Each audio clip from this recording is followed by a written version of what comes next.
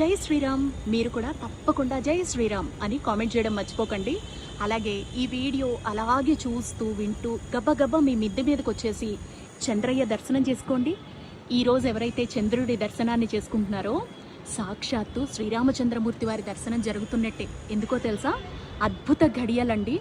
మన శ్రీరామచంద్రమూర్తి ఎలా అయితే అభిజిత్ ముహూర్తంలో గురువారంతో కూడుకున్నటువంటి పునర్వసు నక్షత్రంతో కూడుకున్నటువంటి నవమి తిథి నాడు చైత్ర శుద్ధ నవమి నాడు జన్మించారో అదే ఘడియలు ప్రజెంట్ మీరు ఇక్కడ చూస్తున్నారు.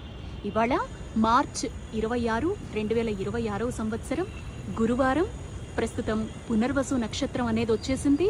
అలాగే నవమి ఘడియలు కూడా వచ్చేసాయి. కర్కాటక లగ్నంలో ఉన్నాము. ఒక్క అభిజిత్ ముహూర్తం తప్ప మిగతావన్నీ ఇక్కడ మీకు కనిపిస్తున్న నక్షత్రం కూడా పక్కన కనిపిస్తోంది చూడండి. చంద్రయ్య పక్కన గురువు అనమాట. సో గురువుతో కూడుకున్నటువంటి చంద్రుడు, సూర్యచంద్ర